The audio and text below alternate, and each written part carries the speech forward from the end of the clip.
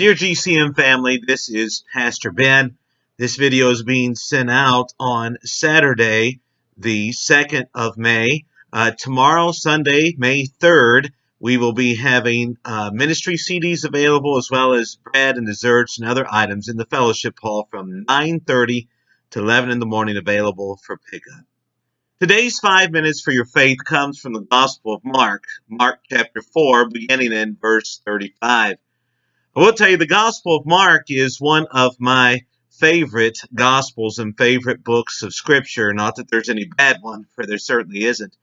But Mark's Gospel presents Jesus very overwhelmingly as a man of action, the God-man in action.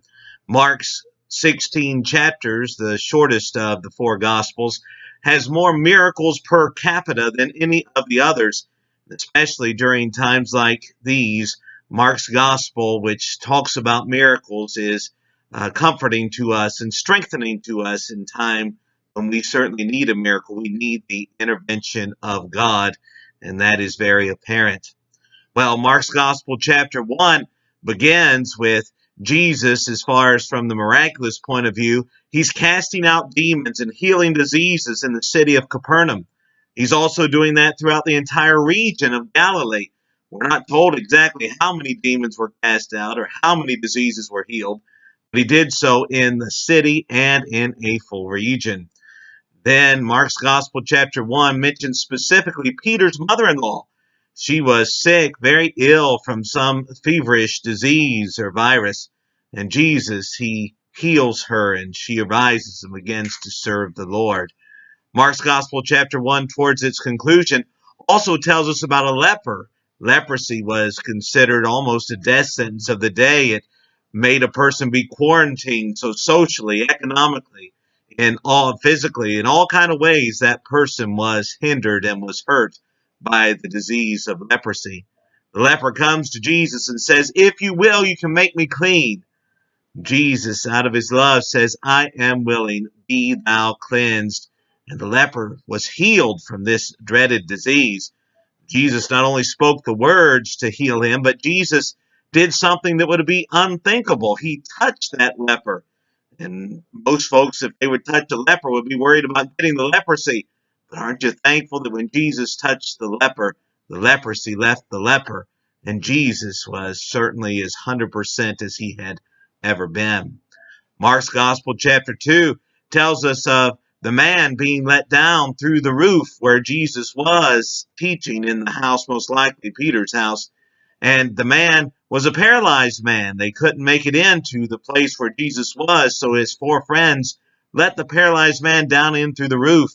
And Jesus not only healed the paralysis of the man, but also forgave his sin. What a wonderful day indeed.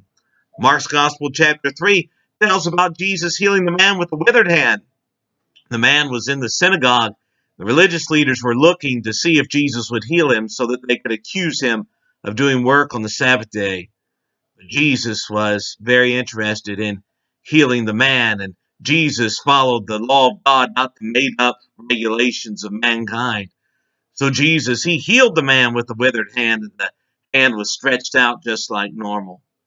So by the time we come to Mark's Gospel chapter 4, so many miracles had taken place. Demons cast out, leprosy healed, even fevers gone. Man with the withered hand was healed, and a paralyzed man was raised up from his bed of affliction. So many miracles had taken place that the disciples had seen. When we come to Mark's Gospel chapter 4, beginning in verse 35, Jesus and the disciples are in a boat. There begins to be a storm that comes in, and it's pushing water into the boat, and they're about to sink. And these disciples who had seen Jesus do so many miracles for others go and they awaken him, for he was weary from full time of ministry. They awaken him from his slumber, and they awaken him with these words, "Master, carest thou not that we perish, or don't you care that we are perishing? Don't you care that we are going down?" Jesus, of course, he arises and he rebukes the wind and the waves, and then he instructs the disciples about their lack of faith and confronts them about that. And they are overwhelmed by one who has the power to command even the wind and the waves. What I want to focus on for just a moment is here are these disciples who had seen Jesus do so much for others, yet in their time of need they wondered, does Jesus care? Carest thou not that we perish? I have good words for you today, my brothers and sisters, from the very pages of the tried and true scriptures of God. And in the words of the old hymn, does Jesus care? Oh, yes, he cares. I know he cares. His heart is touched by our infirmities and by our troubles, by our trials. So I want you to know he cares for you, dear brother and sister. May that make your heart rejoice on this day that the Lord has made. God bless you.